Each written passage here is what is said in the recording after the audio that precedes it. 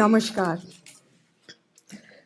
We are celebrating the 150th birth anniversary of Swami Vivekananda by holding an international conference on world religions, diversity, not dissension. We are doing so precisely because Swami Vivekananda's thoughts are particularly relevant and important for the contemporary multi-religious situation that we have worldwide today. This conference has been inaugurated by the Honorable President of India, Shri Pranab Mukherjee, at the Rashtrapati Bhavan itself. During the past 2 days, we have been deliberating on various key issues that touch upon multiple aspects of this very large and complex theme. This has been going on at Azad Bhavan, which is the seat of ICCR.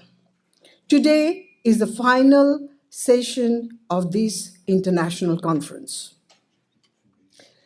Well, when you think about our preoccupation with these questions today, it is quite natural to recall that only 2 to 3 decades ago, there were speculations in some quarters that with the spread of secular political ideology and sharing of scientific technology, the influence of religious traditions will gradually subside.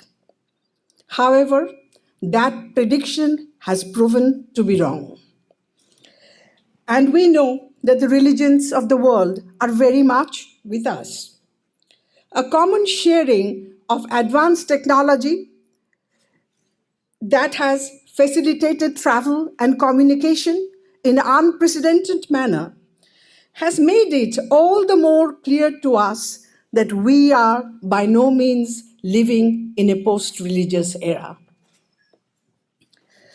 Swami Vivekananda had observed of all the forces that have worked and are still working to mold the destinies of the human race, none certainly is more potent than that, the manifestation of which we call religion.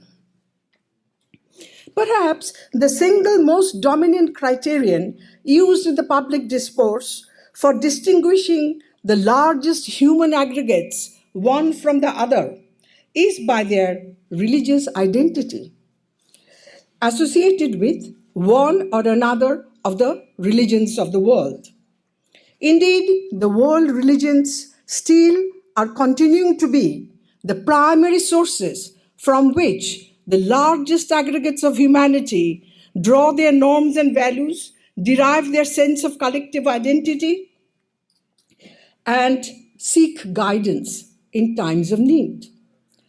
Consequently, the presence of the plurality of religious identities is an inalienable fact of the contemporary global scene.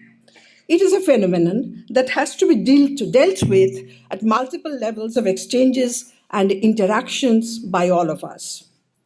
Today, then, the central question before us is, can we move on to a plane of collective existence when the presence of diversity of religious traditions will no longer be seen as a cause for dissension, as it has often been the case before? Is it at all possible for us to view the religions of the world as our common resource that can enrich and empower us in ways that we cannot even imagine today? If we could, or even give it an honest try, we could then claim that we are indeed seeking to carry forward a project that was initiated by Swami Vivekananda. While exploring these issues with the eminent personalities present here, I have chosen this conversational format in order to highlight that the endeavor here is not just to invite a series of monologues, but to find out how can we gradually innovate a setting, especially with a view to facilitate the bridge building task among the religions of the world. This is a humble attempt to carry forward Swami Vivekananda's unfinished project of enhancing harmony and avoiding dissensions among religions of the world. Speaking of religious identity, let me just use a couple of minutes more for trying to understand the genesis, that is the beginning, and the constitution of religious identity, as it is generally referred to in common parlance or in the context of our socio-political collective life. Let's begin by asking whether we deliberately choose these identities, or are these, by and large, attributed to us by the accident of birth? The picture seems to me, at least, to be very much as follows. One is first born into a tradition, a religious tradition, belongs to it, and only later one can say that the tradition belongs to one. While considering the question of dissension that often happens in the name of religious identity, it's indeed interesting to note that only comparatively very few of us actually get to choose their religious identity. As that would imply, most of the time, exiting from the tradition into which one is born.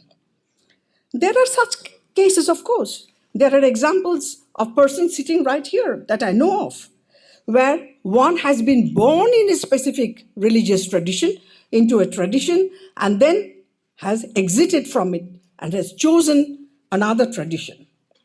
We also know that there are many cases where people have been persuaded, forced, and even persecuted to exit from traditions into which they are born. But even in such endeavors, would we really not hesitate to call that these are cases of deliberate choice? In other words, wherever there is no real option before us, there is no question of exercising choice. Thus, to start with, this is my humble submission that we are born into a given religious tradition. And this is not a case of choosing. Now, my first of the four clusters of questions. What do you consider to be the principal teaching of your tradition? What is it that has especially inspired you most, impelling you to serve your tradition all throughout your life, that we cannot simply attribute to the fact of your being connected with it by the accident of birth, but will be willing to grant that it could just as well be the case had it been a matter of deliberate choice. In other words, is there a central message that is specific to your tradition that you wish to share with the entire humanity? Because you firmly believe that we will all live in a better world if we pay heed to it. Bismillahirrahmanirrahim. I was born in a Muslim family. My education, my upbringing was on the traditional lines. But when I reached the age of maturity, I developed doubts. I discovered that I am a seeker and was sided with that version of Islam that I experienced in masjid, in madrasa, and in Muslim society. It was a very tragic moment for me.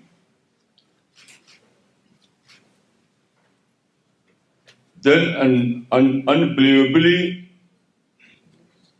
an event happened. At that time, I decided to study all those literatures about religion, spirituality, philosophy, to discover the answer of my nature. It is very interesting that at this juncture, I read some of Swami Vivekananda's work, especially letters of Swami Vivekananda. In this book, there is a letter number 175. In this letter, Swamiji has mentioned Islam as in a very shining words. Very shining words. This triggered my mind. This mention of Swami Vivekananda triggered my mind. I decided to re-study Islam. It was a very interesting story. So, what happened? After a long study of Quran and Sunnah and other relevant literature, I discovered that Islam was my choice, although it was not my birth religion. I can say that I am not a Muslim by birth, but I am Muslim by choice. And here I would like to mention that Swami Vivekananda is my benefactor.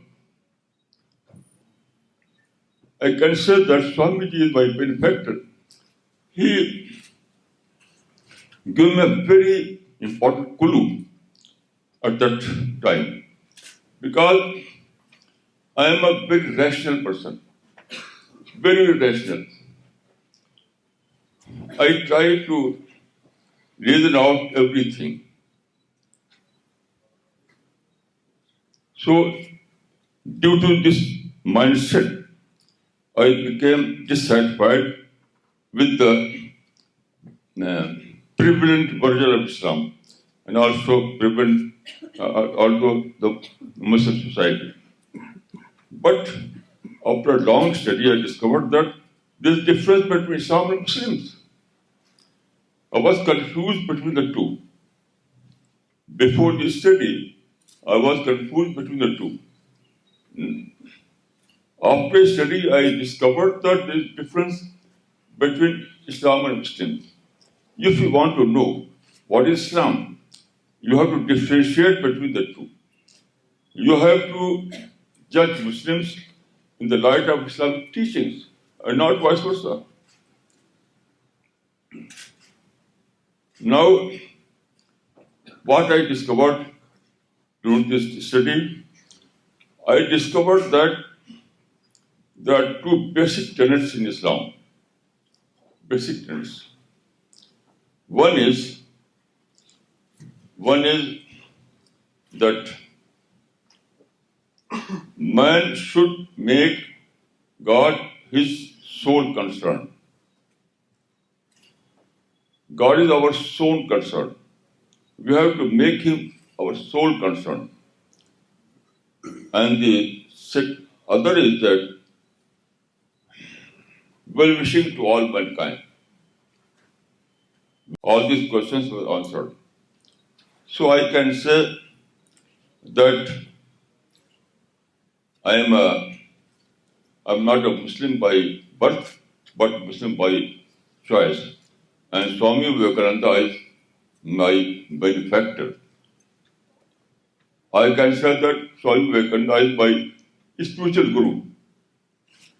In our collective existence, we see that this fact of religious affiliation has had actually dual impact, benevolent and pernicious, be that in the history of two denominations of the same tradition or when the religious context is definitively plural in character. Swamiji said, Swami Vivekananda, no other human motive has deluged the world with blood so much as religion. At the same time, no other human influence has taken such care not only of humanity but also of the lowest of animals as religion has done. Nothing makes us so cruel as religion. Nothing makes us so tender as religion. Now, we have seen this cruel aspect has been played out in such gruesome manner in the name of religious identity that we really need to understand what makes that possible. What is at the root of it? I have said at the beginning that we draw a sense of collective identity from our religions. Let me now ask, what is entailed in the teachings of these diverse traditions, explicitly or implicitly, that influence us to construe the otherness of other traditions in specific ways that has impact on those whom we do not perceive to be the members of our own religious community? So, my second cluster of question to you is, what is the status of the other in the philosophy of religion of your own tradition? What is the explicit or implicit teaching that is bound to influence the attitude of members of your own community as and when they invariably encounter these others? That is, those who happen to derive their sense of religious identity from sources other than your own. They are to be gradually vanquished, to be eventually converted for the sake of their own good, that those who are reluctant to do so are to be perceived as doomed, or at best to be situated at a lower level in the hierarchy and somehow tolerated. In other words, the question is whether it is possible for us to be more inclusive. Can these others be at all accepted as followers of a distinctly different path, yet recognizably a legitimate path? If yes, on what ground? Muslims generally divide the world between Muslims and non-Muslims. Muslim world and non-Muslim world. This kind of terminology is completely wrong and Islamic. It has no basis in the Quran and Sunnah. If you read the Quran, you will find that Quran always uses the word insan, insan, insan. It means that terms which was created by ulama in later period, Darul Islam and Darul Kufr, was wrong. The real term is Darul Insan, Darul Insan, Darul Insan. The whole world is Darul Insan. So in this world, there is only one equation. There is man and God, and not man and not Muslim and non-Muslim. That is not equation. The true equation, the right equation is Creator or God or man. I'm a great believer in God. Also, I'm a great believer in the oneness of humanity. Then I would like to say that in modern terms, several Muslim countries have adopted the term Islamic Jamhuriya. Islamic Jamhuriya. This term is completely wrong. Prophet of Islam never used this term. Prophet of Islam or his follower never used the term Islamic Jamhuriya. To everyone, every mulk will be called with its natural name. For India is India, and England is England, and Iran is Iran. No country can be called Islamic Jamhuriya. This is wrong. Then I would like to add that concept of conversion is alien to the Quran. I would like to say that if you want to know what is Islam, you have to read the Quran. There are only two sources of Islam, that is Quran and Sunnah. So there is no concept of conversion has no basis in the Quran. Quran uses marifa. Marifa means realization, discovery. So truth is your own discovery. Truth is your own realization. It is a personal choice. If you want to know what is the purpose of life, what is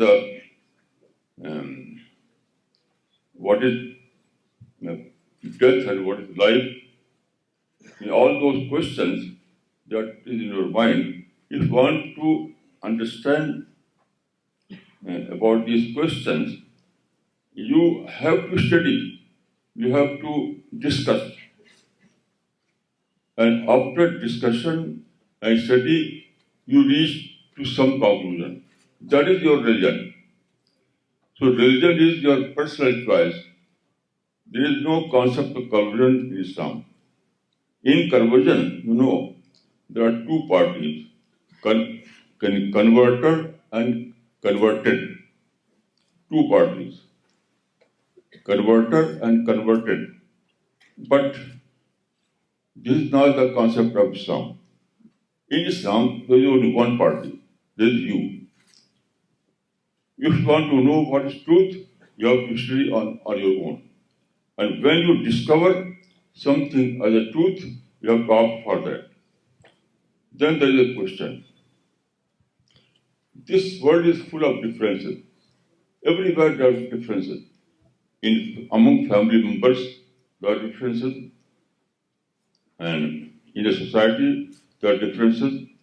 Even in one religion, there are differences. So what to do? The best answer was given by Swami Vivekananda. Follow one and hate none. Follow one and hate none. This answer is also mentioned in the Quran. Lakum deenukum waliya deen. For you, your religion, for me, mine. So I have formulated this Quranic verse in these words. Follow one and respect all. Follow one and respect all. This is the only practical solution how to deal with differences. We cannot eliminate differences. Differences are part of life. So we have to manage differences rather than try to eliminate the differences. So best answer is that follow one and respect all. Now let me move on to the next concern. Those who are familiar with Swamiji's writings know that in many places he has pointed out how noble ideas get trivialized by people of sectarian mentality. He has joked about how, for example, the idea of universal brotherhood been used by some Muslims and Christians. However, when referring to failures and shortcomings of the Hindu community, he has expressed his disapproval in strongest terms. Sometimes even more harshly, even so harshly that it's difficult to believe, but always, in all cases, with the intent of reminding the followers of specific traditions that they have to live up to the highest ideals of their own traditions, that their social practices and institutions have to comply with those ideals. So my third question to you all is this. Now, I will request you to take on a self-critical posture and tell us openly whether you have noticed any event or a display of an attitude or an institutionalized custom or practice that has been carried out in the past or is still in vogue in the name of your own religious tradition that you abhor, because you are convinced that no matter how that has come about, it is surely against the spirit of your tradition.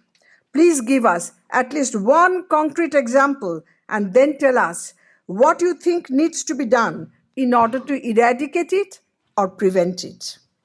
As far as the religion of Islam is concerned, I never found any principle or tenets in Islam about which I can say that I abhor this principle. No.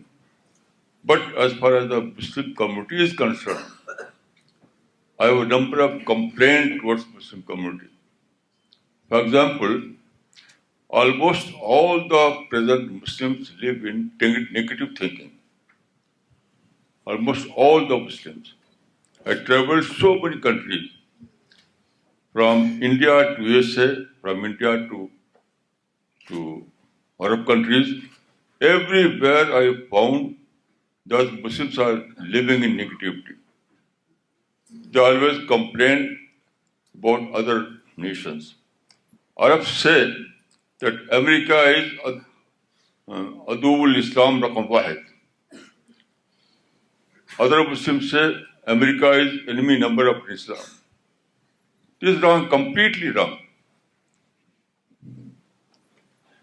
According to Quranic teachings, and I don't believe that anyone is our enemy.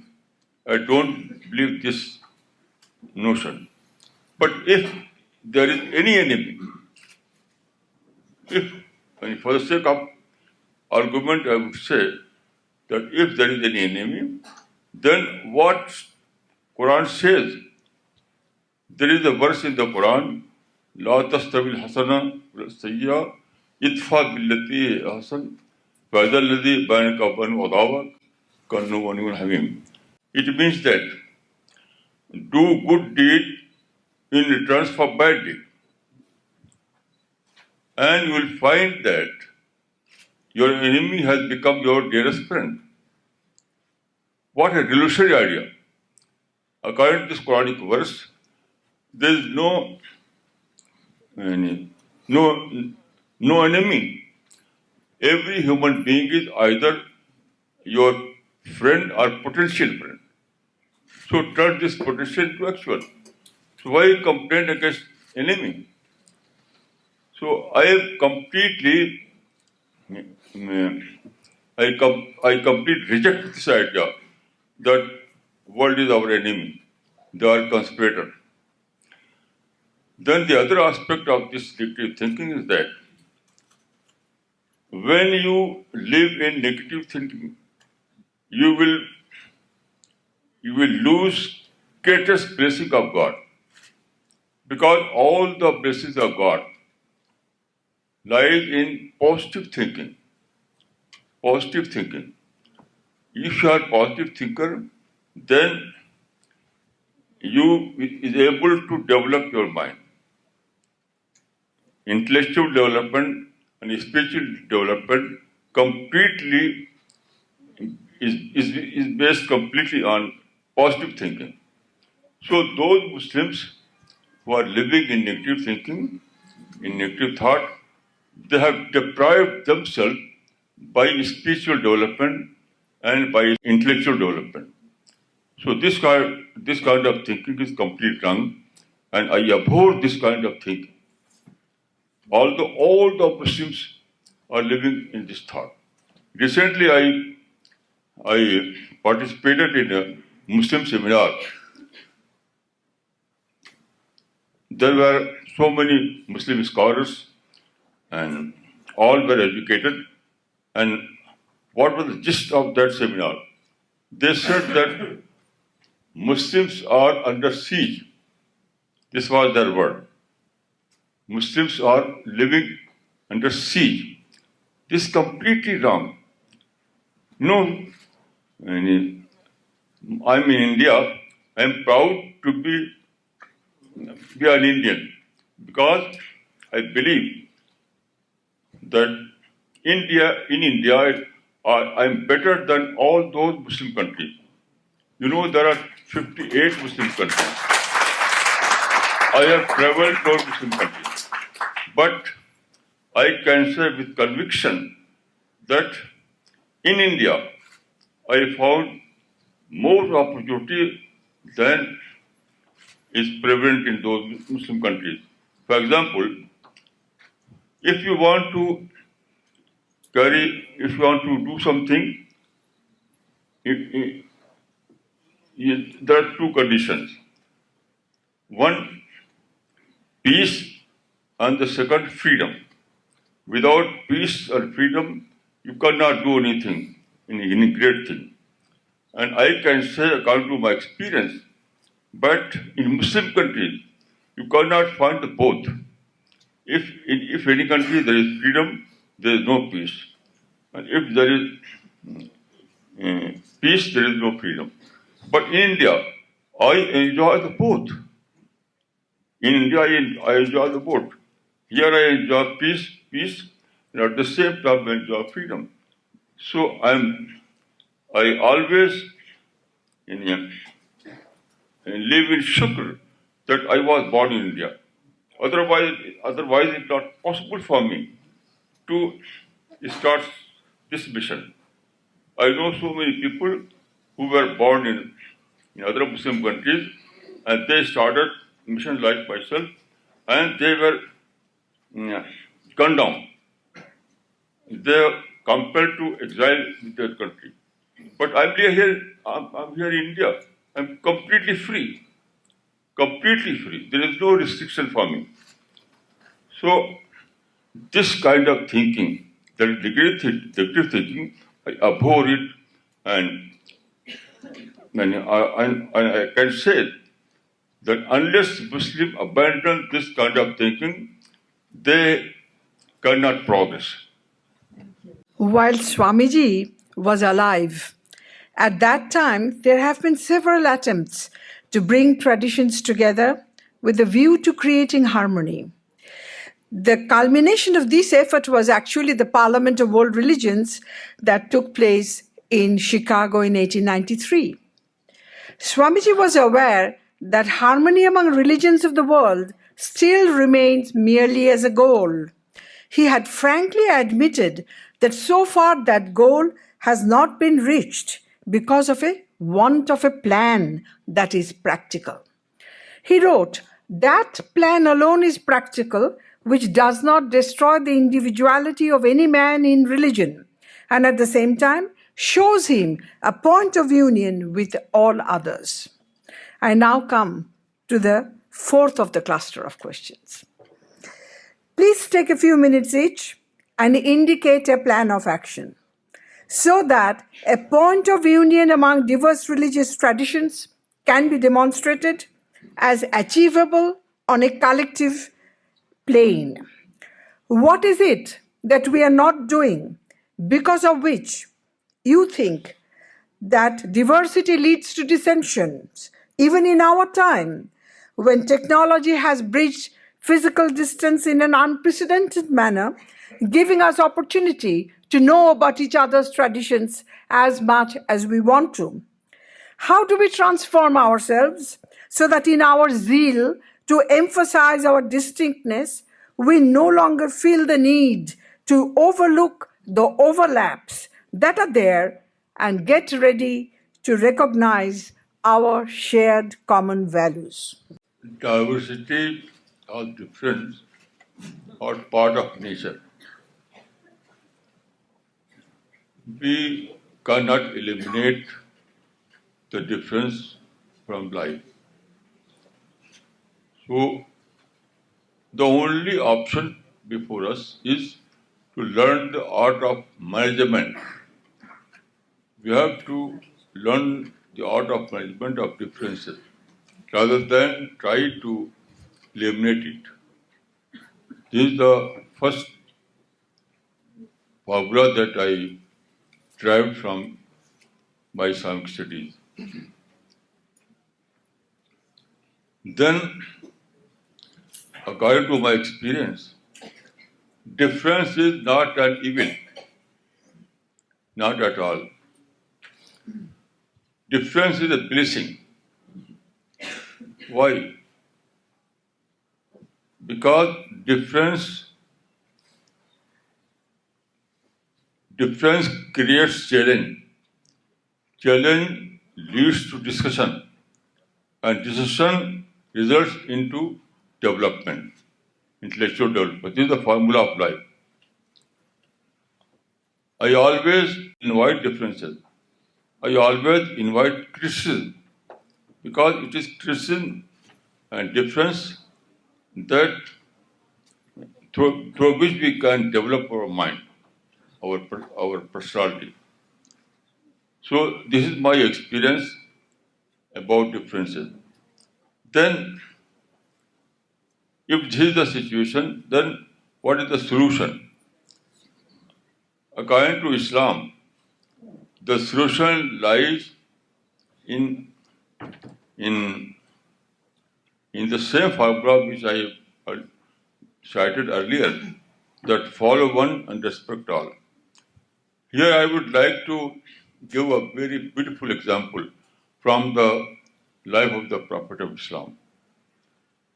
You know, when the Prophet of Islam migrated to Medina, he started his mission in Mecca, then he migrated to Medina. At that time, there were basically two groups, Muslims and Jews, roughly half-half. So, Prophet of Islam issued a declaration that is called Sahifatul Medina. It means declaration. It means Medina declaration. In this declaration, it was mentioned that Lil Yahud Dinuhum Walil Muslimin Dinuhum. And for Jew, their religion, for Muslims, their religion. This is the best formula of management. So, what happened? Prophet himself gave example. One day, he was in some part of Medina, and he saw a funeral procession passing through a street in Medina at that time. So Prophet was seated at that time. He stood up in respect of that Jewish funeral. One of companions said, "O Prophet, it was funeral of a Jew, not a Muslim." Prophet replied, "Alaysat nafsan? Was he not a human being? Was he not a human being?" Here you can see that Prophet was able to discover the commonality between himself and that non-Muslim. So, this kind of artificial partition that he is Muslim, he is non-Muslim, this is wrong. Everyone was born by God Almighty.